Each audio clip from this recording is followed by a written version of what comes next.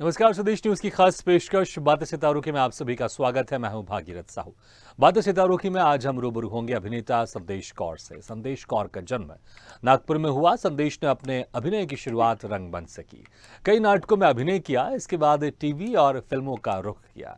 संदेश कौर ने TV serial प्रतिज्ञा, सरस्वती चंद्र, तारक मेहता का उल्टा चश्मा, बड़ी दूर से आए हैं, एक लक्ष्य समेत कई टीवी सीरियल में अहम भूमिका निभाई है। तो हिंदी फिल्म मिराधा, मराठी फिल्म झिंग, प्रेमाची और भला मानुस, तो तेलुगु मूवी एडविलो और छत्तीसगढ़ी फिल्म दाई में मुख्य भूमिका निभाई है।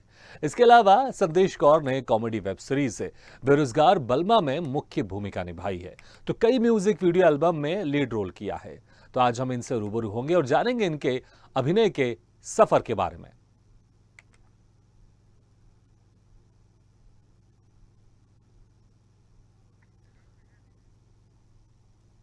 और इस वक्त हमारे साथ सीधे जुड़ गए हैं अभिनेता संदेश कौर। संदेश जी, आपका बहुत बहुत स्वागत है स्वदेश न्यूज की खास पेशकश बातें सितारों की में। संदेश जी, आपको हमारी आवाज सुनाई दे रही है?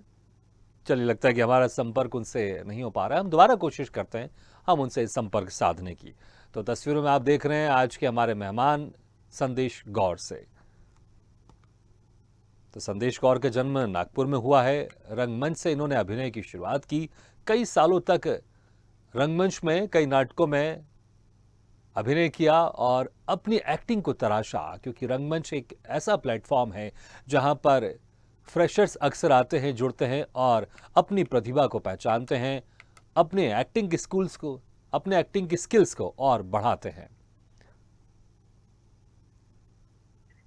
और इस वक्त हमारे साथ सीधे जुड़ गए हैं अभिनेता संदेश कौर। संदेश जी, आपको बहुत बहुत स्वागत है स्वदेश न्यूज की खास पेशकश बातें सितारों की में। Thank you sir, thank you so much. स्वदेश न्यूज के सभी दर्शकों को, व्यूवर्स को नमस्कार। मैं संदेश गौर, बॉलीवुड एक्टर, मुंबई से। संदेश जी, शुरुआत कैसे हुई आपकी सफर की? उम्र क्या थी आपकी? किस वक्त आपने एक्टिंग के सफर की शुरुआत की? सर एक्चुअली जब मेरा बॉर्न हुआ तो मेरे पापा ने मुझे गोद में लिया और उन्होंने सोचा कि मेरा बेटा एक्टर बनेगा। क्या बात है। तो ये मेरे पापा का सपना था कि उनका बेटा एक्टर बने। हाँ। और उन्होंने बचपन से स्कूल में अच्छा, आपने बड़े होकर पापा से कभी पूछा नहीं कि उतने छोटे से बच्चे में क्या लगा उनको देखकर कि एक्टर बनेगा, या फिर ये बड़ा होकर डॉक्टर बनने का इसका सपना नहीं होगा, या वकील बनने का सपना नहीं होगा? आपको कैसा लगा कि मैं एक्टर ही बनूंगा? नंबर पर कॉल कर रहे हैं। संदेश जी, आवाज आ रही है आपको हमारी? चल, लगता है कि हमारा संपर्क फिर से उनसे टूट गया। हम दोबारा कोशिश करते हैं उनसे संपर्क साधने की। तो जिस तरह से संदेश कौर बता रहे थे कि जब इनका जन्म हुआ था तो इनके पिताजी ने जब इनको गोद में उठाया, तभी उसी वक्त उनके पिताजी की एक चाहत थी कि उनका बेटा बच्चा उनका बड़ा होकर आगे चलकर एक्टर बने। और इत्तेफाक देखिए, क्योंकि संदेश कौर अब इस फील्ड में हैं और एक एक्टर बन गए हैं, परिपक्व हैं, पूरे एक नौजवान लड़के हैं, तस्वीरों में हम देख रहे हैं। और अब वो जो चाहत थी उनके पिताजी की, उस चाहत को इन्होंने अपनी चाहत बना ली है, अपना पैशन बना लिया है और अब ये एक्टिंग के क्षेत्र में लगातार काम करते जा रहे हैं।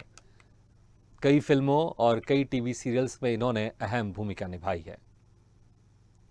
अगर हम सीरियल्स की बात करें तो बड़ा ही लोकप्रिय सीरियल है प्रतिज्ञा, उसमें इन्होंने अहम भूमिका निभाई है। संदेश जी, आप फिर से हमारे साथ जुड़ गए हैं। लगता है थोड़ी सी टेक्निकल प्रॉब्लम, थोड़ी सी नेटवर्क प्रॉब्लम चल रही है, तो बीच बीच में आपसे संपर्क हमारा टूट जाता है, लेकिन लगातार हम आपको जोड़ने की कोशिश करते रहते हैं और फिर से एक बार जुड़ गए हैं आप। अच्छा, जैसे कि मैं उस वक्त ये कह रहा था कि जब आपके पिताजी ने आपको गोद में उठाया और उस वक्त उनकी ये चाहत थी कि उनका बेटा आगे चलकर एक्टर बने, कभी आपने बड़े होकर उनसे पूछा ही आपने कि आपको क्या लगा उस छोटे से बच्चे में देखकर कि ये आगे जाके एक्टर बन सकता है? मैंने पूछा था पापा से, तो पापा ने बोला था मुझे कि तू बहुत सुंदर था और मुझे लगा कि तू एक्टर बनेगा और तू मेहनत भी करेगा। तो उन्होंने बचपन से, स्कूल लाइफ से ही मुझे डांस ड्रामा में इंटरेस्ट उन्होंने टीचर को बोल बोल के लगवाया और बाद में मेरा भी इंटरेस्ट जागा और मुझे अच्छा लगने लगा। जब मैं डांस परफॉर्मेंस करता था स्कूल में, ड्रामा करता था, तो मुझे अप्रिसिएशन बहुत मिलता था जी। तो लोग भी मुझे देख के कहते थे, हाँ ये तू ट्राई करना, तू एक्टर बनेगा, अच्छा तू कोशिश करना, पढ़ाई भी करना, स्टडीज भी करना और एक्टिंग में भी एक बार ट्राई जरूर करना। हाँ, अच्छा, एक इस बहुत ही तरीके बड़ा से। फेमस, एक बहुत ही फेमस सॉन्ग है, लेकिन उस सॉन्ग में थोड़ा आगे पीछे करके मुझे बोल याद आ रहे हैं कि तू ना डॉक्टर बनेगा ना वकील बनेगा, तू बड़ा होकर एक्टर बनेगा। तो मुझे लगता है आपके पिताजी यही वाला गाना गाते होंगे शुरुआती दौर में। अच्छा, हाँ, उसके कह बाद सकते जी, हैं। उसके बाद जब आप स्कूल कॉलेज में, फिर आप जब कॉलेज में गए होंगे, फिर जो रंगमंच था, आपने रंगमंच कैसे ज्वाइन किया, आपने कब ज्वाइन किया? क्योंकि देखिए स्कूल और कॉलेज में तो अक्सर बहुत सारे लोग एक्टिंग करते हैं, और एक एक इमेच्योर एक्टिंग होती है कि उस एक्टिंग से जरूरी नहीं है कि हम आगे फिल्म में या टीवी सीरियल में जा सकते हैं, क्योंकि हाँ, हेलो। स्कूल की एक्टिंग बड़ी डिफरेंट किस्म की होती है। आवाज आ राइट, रही है राइट। तो सर संदेश? सबसे पहले मैंने यस सर, सबसे जी। पहले मैंने 12th की स्टडी कंप्लीट करने के बाद में पापा बोले कि 1 साल का गैप ले लेते हैं संदेश, और मुंबई चलते हैं, एक्टिंग क्लास ढूंढते हैं, डांस क्लास ढूंढते हैं, और हाँ। एक प्रोफेशनलिज्म की तरफ बढ़ते हैं कि जी। प्रोफेशनल एक्टर कैसे काम करते हैं। हाँ। तो मैं मुंबई आया, अच्छा, काफी इसमें सारी इसमें एक्टिंग। इसमें संदेश, यहाँ पर एक बहुत इंटरेस्टिंग बात का मैं जिक्र करना चाहूंगा। अक्सर पहले के पिताजी, या अभी भी बहुत सारे ऐसे पिताजी जो कहते हैं एक्टिंग एक्टिंग छोड़, पहले पढ़ाई पूरी कर। लेकिन यहाँ हाँ, लेकिन इंटरेस्टिंग मेरे चीज ये रही पापा कि बहुत आपके अपोजिट थे। पिताजी ने कहा कि 1 साल का गैप करते हैं, चलो मुंबई चलते हाँ। हैं और कुछ एक्टिंग क्लासेस देखते हैं। वाकई बहुत ही आपके, मुझे लगता है आपके पिताजी कम, आपके दोस्त ज्यादा होंगे। हाँ, बिल्कुल सही, आप ये कह सकते हैं। फिर क्या हुआ जब आप मुंबई गए? मुंबई आए, और मुंबई आने के बाद में यहाँ पे एक्टिंग क्लासेस मैंने सर्च किया। काफी सारे एक्टिंग क्लासेस थे जिनकी फीस भी बहुत ज्यादा थी, किसी की कम थी, किसी की मीडियम थी। तो हम्म। मिडिल क्लास फैमिली के लिए बहुत ज्यादा हाई वो फीस पे नहीं कर सकता एक्टिंग जी। के लिए, क्योंकि आपको एक फैमिली मिडिल क्लास की सब कुछ संभालना होता है। तो हम लोगों ने ऐसी एक्टिंग क्लास बहुत सारी सर्च की, 3-4 बार नागपुर से मुंबई ट्रेवल किया, by flight, hmm. By train, by road also. और फाइनली एक एक्टिंग क्लास मिली जहाँ पे मेरे डैड को लगा कि ये एक एक्टिंग क्लास अच्छी लग रही है संदेश। तो क्रिएटिंग कैरेक्टर एक्टिंग स्कूल से मैंने एक्टिंग का कोर्स किया, जी। और हबीबा रहमान डांस एकेडमी से डांस का कोर्स किया 6 मंथ का मैंने। हम्म। और उसके बाद में वो जो कोर्स था एक्टिंग का 4.5 साल का था। और उसके बाद एक्टिंग कोर्स के बाद में मेरा सफर शुरू हुआ बॉलीवुड का। मैंने टीवी शोज के लिए ऑडिशन देना स्टार्ट किया, बहुत ऑडिशन दिए, 2-2 घंटा 3-3 घंटा लाइन में लगता था। और मतलब ऐसी हालत खराब होती थी, पसीना अलग, वो टी शर्ट शर्ट जो पहनता था वो गीले हो जाते थे पसीने की वजह से। तो इस तरीके से लगता था कि यार मतलब इतना स्ट्रगल है इतना। लेकिन एक बार मुझे पहला स्पार्क मिला कुमार शानू सर के म्यूजिक वीडियो में, माने ना कहना दीवाना दिल। जी। मेरा सबसे पहला सॉन्ग था कुमार शानू सर का। उनके आशीर्वाद से मुझे ब्रेक दिया इंडस्ट्री में, गाइड भी किया मुझे इनिशियल डेज में। तो उनका गाना मैंने किया था माने ना कहना दीवाना दिल। उसके बाद मुझे पहला टीवी शो मिला प्रतिज्ञा। प्रतिज्ञा के पहले मैंने एक डीडी कश्मीर का शो किया था जूनी करके, उसमें एक छोटा सा कैरेक्टर था मेरा। बाद में प्रतिज्ञा मुझे मिला स्टार प्लस का शो।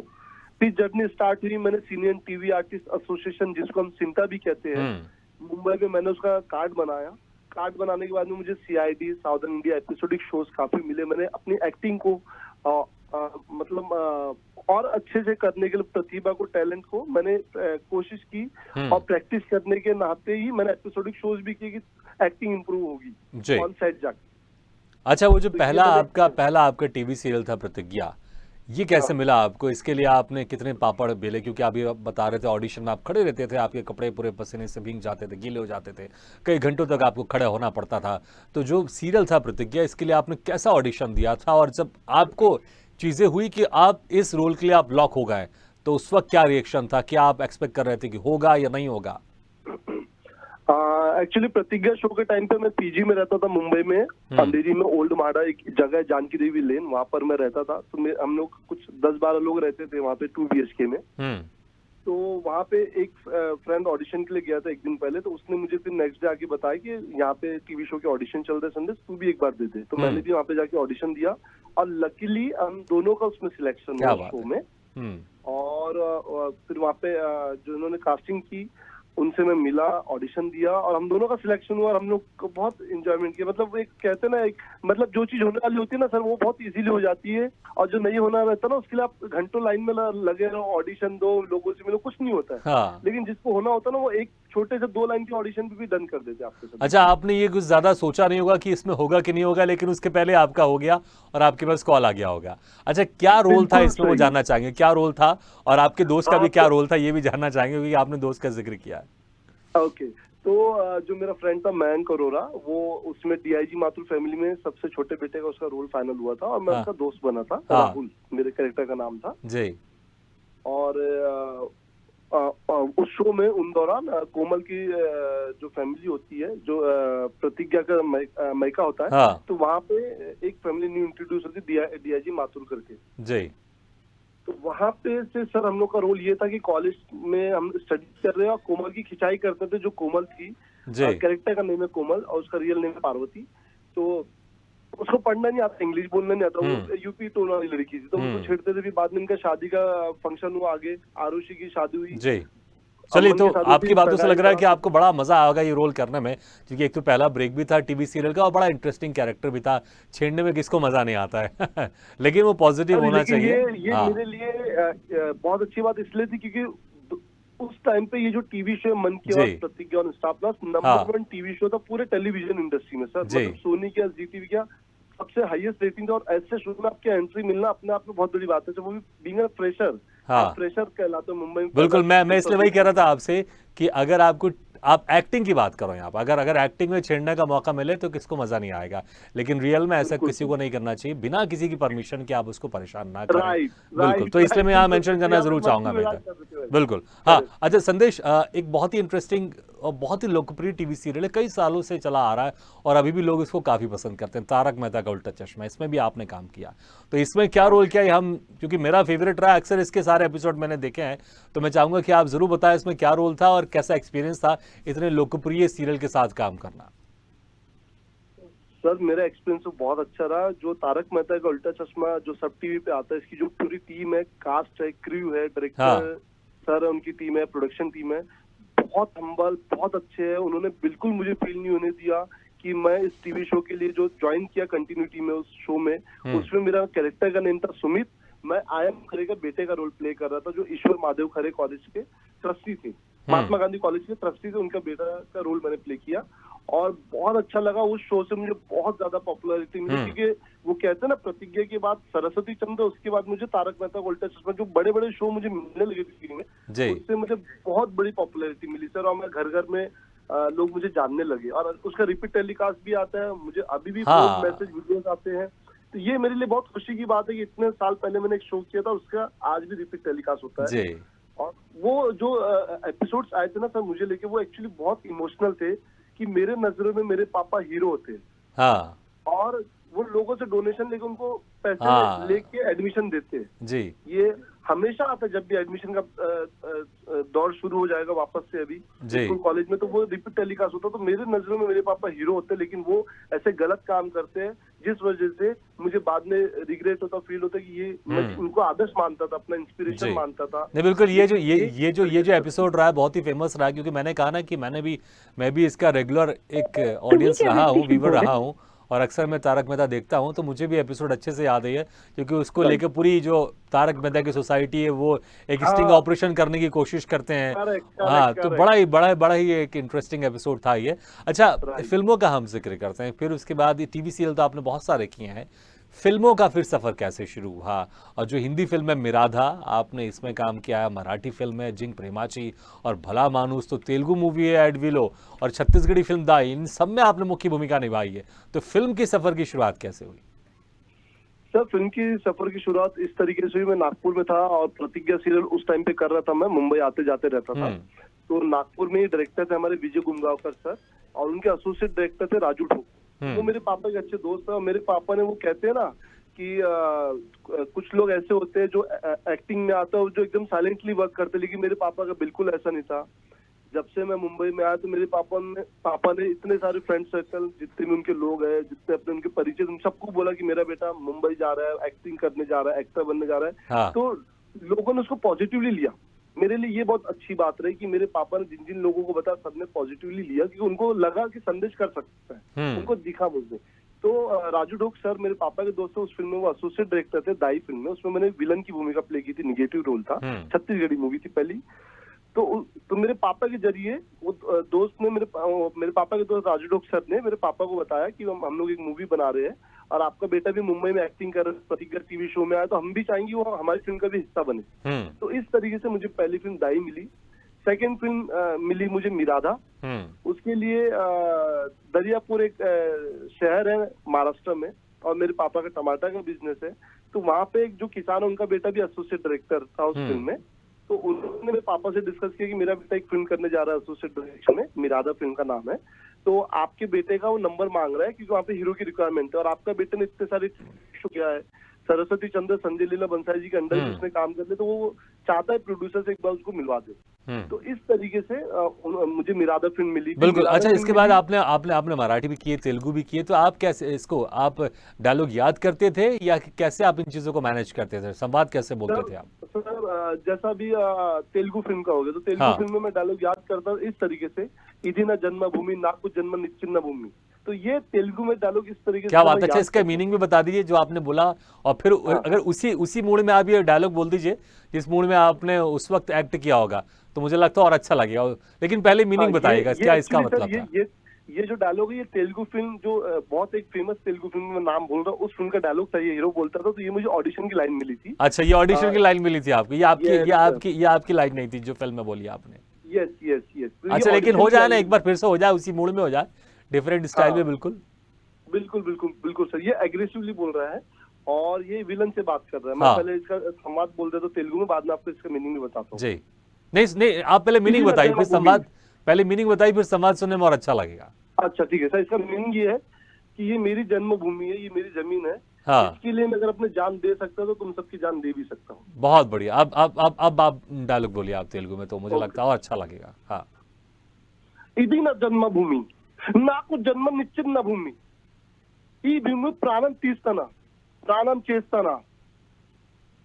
बहुत Mind बढ़िया, बहुत बढ़िया। तो मतलब ऐसे फिर जो आपकी जो फिल्म के डायलॉग थे, आपने उसको याद किया, क्योंकि ये ऑडिशन वाला डायलॉग आपको याद है, तो आपकी जो फिल्म के जो चीजें हैं उसको आपने बहुत बेहतर आपने उसको याद किया होगा। करेक्ट अच्छा। सर, मैंने छत्तीसगढ़ी मूवी में भी डायलॉग याद करके बोला, बहुत अच्छे से बोला हाँ। मैंने, विथ इमोशन। तेलुगु में भी बोला, मराठी में भी सेम किया जी। सर मैंने, इस अच्छा, तरीके अभी से। अभी जस्ट एक लाइन आपने बोला, तो कोई आपके थिएटर के कोई डायलॉग या आपकी फिल्म के कोई डायलॉग, चाहे मराठी हो, छत्तीसगढ़ी हो, या तेलुगु के जो खुद के आपके हैं डायलॉग, या कोई थिएटर का कोई डायलॉग अगर आपको याद हो, तो हम वो भी सुनना चाहेंगे, जरूर दर्शक सुनना चाहेंगे। सर एक्चुअली हाँ, मेरी तो बात हुई थी आपसे, लेकिन नहीं, इस बार कोई मैं बात नहीं। actually देखिए, होता है, dialogue- हम जानते हैं कि इतने सारे रोल करते रहते हैं, तो जरूरी नहीं कि हमेशा वो चीज़ें डायलॉग याद रहते हैं। लेकिन हाँ, हमने 2 लाइन आपकी सुन ली है, तो जो एक इच्छा होती है डायलॉग सुनने की, वो तो पूरी हो चुकी है। हमने कहा इस इच्छा को थोड़ी और परवान चढ़वा लेते हैं लेकिन चलिए। अच्छा, मैं अभी एक जो आपकी कॉमेडी वेब सीरीज है उसका भी जिक्र करते हैं। कॉमेडी वेब सीरीज है बेरोजगार बलमा, इसमें आपने लीड रोल आपने निभाया, मुख्य भूमिका निभाई है। तो बड़ा इंटरेस्टिंग नाम है बेरोजगार बलमा, तो जरा कुछ बताएं इसके बारे में, शॉर्ट में बताएं। सर बेरोजगार बलमा इसलिए कहा गया है क्योंकि वो उसका जो बॉयफ्रेंड होता है, लड़की होती है एस्पायरिंग एक्ट्रेस, और ये हाँ। जो बेरोजगार बलमा है, ये उत्तर प्रदेश के गांव से आता है मुंबई में राइटर बनने के लिए। हाँ। और घर से पैसे ले नहीं सकता है, ना घर पे भेजता है पैसे, क्योंकि काम मिलता ही नहीं यहाँ पे राइटर को बहुत जल्दी। हाँ। तो इसने भी एक गर्लफ्रेंड बना ली समझौते के तौर पे। तो लड़की ने इसको बोला कि ठीक है, तू मेरा बॉयफ्रेंड है, तू मेरी साफ सफाई घर को रखना, अच्छे से खाना बनाना मेरे लिए, और मैं तुझे पैसे दूंगा, तू जाके स्ट्रगल करना। तो इस तरीके से ये कॉमेडी है इसमें, और इसके पूरे एपिसोड रिलीज हो चुके हैं। और आप जो भी देखेंगे बेरोजगार मुंबई ऑन यूट्यूब, एडिक्टेड अड्डा चैनल का है ये, तो आप उनको बहुत अच्छा लगेगा। मतलब एक ऐसी बताए कि बंदा मजबूरी में आके, मतलब किराएदार टाइप का बॉयफ्रेंड भी बन गया, किसी लड़की के कपड़े भी धो रहा है, खाना भी बना रहा है, उसके घर की साफ सफाई भी कर रहा है, उसकी गाली भी सुन रहा है, और अच्छा। उसको बोल नहीं पा रहे कुछ। तो ये कॉमेडी है, एस्पायरिंग राइटर और एस्पायरिंग एक्ट्रेस की जी, बीच की। चलो इंटरेस्टिंग। अच्छा, बचपन की एक इंसिडेंट थोड़ी सी हमें जानकारी है इसके बारे में, कि जब गजनी फिल्म आई थी, तो आमिर खान नागपुर गए थे और आपके पिताजी को उनसे मिलने का मौका मिला था, और आप शायद उस वक्त स्कूल या कॉलेज में थे, तो आपके पिताजी आपको फ़ोन लगा रहे थे, लेकिन आप भी उसी इवेंट में थे जहां पर आमिर खान था, तो आपको लगा आपके पिताजी शायद कुछ क्रॉस चेक करने के लिए या कुछ और काम के लिए फ़ोन लगा रहे हैं। तो अगर आपके पिताजी को पता चलेगा कि आप आमिर खान को देखने आए, तो शायद वो गुस्सा नहीं करे। और ऐसा कुछ इंसिडेंट है, जरा डिटेल में बताएं इस इंसिडेंट के बारे में, और डिटेल में बताएं आप क्या था एग्जैक्टली। सर एक्चुअली ये इंसिडेंट है 2008 का, जब गजनी फिल्म रिलीज हो रही थी। उसके प्रमोशन के लिए नागपुर आमिर खान सर आए थे। हाँ। और मैं 12th में था, एसएफएस कॉलेज सेमिनरी हिल्स में। तो मुझे मेरे दोस्तों ने बताया कि अरे आज आमिर खान आ रहा है नागपुर में सिनेमैक्स में, तो हम लोग चलते हैं। मैंने चलो यार चलते हैं। तो हम लोग वहाँ पहुंच गए। मैं वहाँ लिटरली पहुंच चुका, मेरे पापा वहाँ से कहीं जा रहे थे, तो वहाँ पे बिल्कुल सिनेमैक्स के सामने में ही सीताबड़ी पुलिस स्टेशन है नागपुर में। तो वहाँ के जो पुलिस इंस्पेक्टर है मेरे पापा को जानते थे अच्छे से, क्योंकि मेरे पापा सोशल वर्कर भी। हाँ। तो वो मिल गए, हेलो आयु, तो बोले, मेरे पापा बोले से इतनी भीड़ थी, तो बोले आमिर खान आया, गजनी मूवी का प्रमोशन है। तो बोले नंदू भैया चलो आपको मिलवा देता हूँ मैं, अपने पूरी फोर्स लगी हुई है यहाँ पे अपने स्टेशन के अंदर में। तो मेरे पापा बोले रुको, मैं मेरे बेटे को बुलाता हूँ। और मैं उस इवेंट में नीचे में पूरे क्राउड, मतलब आप यकीन नहीं करो 10,000 के क्राउड में एक मैं भी था वहाँ पे खड़ा। और मेरे पापा का फोन आ रहा है। अब मेरे तो लिटरली, मतलब मैं डर गया। बोला पापा की फोन कर रहे हैं अभी तो मैं कॉलेज में हूँ, फोन नहीं उठा सकता हूँ, लेक्चर कर रहा हूँ। हाँ। और उठा लूंगा तो पापा बोलेंगे तू कहाँ पर है, आवाज तो नहीं है, क्योंकि इतना ज्यादा शोर होता है ना सर ऐसी हाँ events में, बिल्कुल, उनको बोले 10 साल कहाँ की इतना उम्र। शोर कहाँ से आ रहा है। हाँ हाँ, तो मैं डर गया। मेरे पापा ने लिटरली मुझे 3 से 4 बार कॉल किया। अब वो कॉल इसलिए कर रहे थे कि संदेश तू जहाँ पे भी होगा, कॉलेज में होगा, तो एक काम कर तू नहीं, आ वो जा यहाँ कॉल पे, इसलिए तेरे को कर रहे थे आमिर कि खान दूंगा। संदेश तुम भीड़ में खड़े हो गए, जिस आमिर खान की नजर तुम देखना चाहते हो, मैं तुमको उनसे मिलाने के लिए फोन कर रहा हूं मैं। करेक्ट। अब सर ये तो पता नहीं था मुझे। अब मैं डर गया एक्चुअली कि पापा इतने कॉल क्यों कर रहे हैं मुझे। हाँ अब मन में था कि पापा ने कहीं देख तो नहीं लिया, और मुझे डर हो गया। तो मैंने तो फोन उठाया नहीं सर, एट लास्ट तक मैंने फोन नहीं उठाया, सच कह रहा हूँ मैं। हाँ और 2 घंटे बीते, जब कॉलेज के फिर वापस कॉलेज के एक लेक्चर अटेंड करके घर आया, तब मुझे पापा बोले कि मैं तुझे इतने कॉल कर रहा था, आमिर खान आया था वहाँ पे, पीआई सर अपने जान पहचान के मिल गए, बोले मिलवा दो। तो मैं सोचा तुझे मिलवा देता हूँ, मैं नहीं मिलता हूँ, तू चले जा मिलने, एक फोटो क्लिक कर लेना। तो मैंने आपका बोला नो। अफसोस तो जरूर हुआ होगा आपको फिर। बहुत ज्यादा, बहुत ज्यादा। लेकिन ये अफसोस के बाद में से 2008 की बात थी, और 2011 में मैं लिटरली आमिर खान सर के साथ मिला। क्या 5 बात मिनट की मुलाकात हुई, फोटो भी क्लिक किया, दिलीप कुमार सर भी थे साथ में, सारा बानो मैम भी थी। हाँ। और मुझे बहुत अच्छा लगा, मैं मिला उनसे। और अच्छा, ये जो इंसिडेंट है अभी, क्या ये इंसिडेंट आपके पिताजी को फिर आपने कब बताया था, कब रिवील किया कि पिताजी मैं भी उसी समय था? मैंने और आज तक नहीं बताया सर, आज तक नहीं बताया? मैंने आज तक नहीं बताया। तो मतलब कि अब ये प्रोग्राम आपके पिताजी देख रहे होंगे, आपके फादर देख रहे होंगे, अब पता चल जाएगा उनको। कह सकते हैं, आप कह सकते हैं। अब फोन जरूर आएगा इंटरव्यू के बाद कि बेटा तुमने बंक मार के तुम कहाँ कहाँ घूम रहे थे, आज पता चला हमको, हमको लगा कि मेरा बेटा कितना अच्छा पढ़ाई कर रहा है।